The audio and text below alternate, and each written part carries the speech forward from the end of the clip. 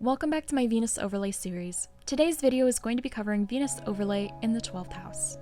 If you don't know what an overlay is already, please watch any of my intros to any of the other Venus overlays, houses 1 through 6, where I explain.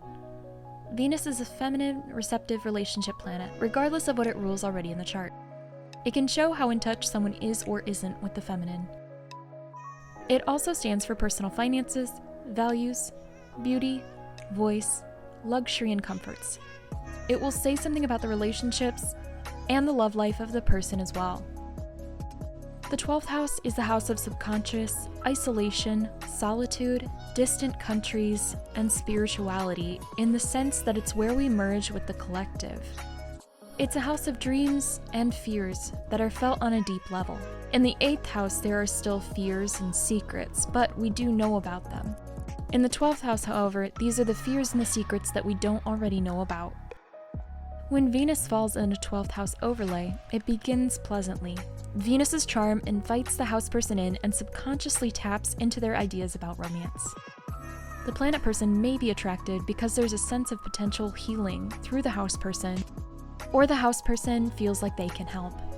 Like the service-oriented 6th house overlay, the 12th house feels a distant inkling that this relationship will be a bit of fun added to topics that typically are not.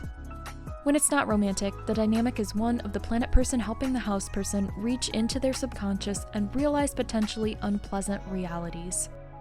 In romantic situations, this feels like a dream. At first, things go well, reminiscent of a fairy tale. But not only can the subconscious baggage that comes up be painful and disturbing to the house person, it can also cross boundaries since this house has to do with confusion and the unknown. Consent is vital for both partners in this dynamic. Strong communication could even fix a lot of these issues. Another theme that comes up, especially in personal planet overlays in the 12th house, is secrecy and lack of transparency. This couple isn't going to be overly public or share about their partner with others as freely.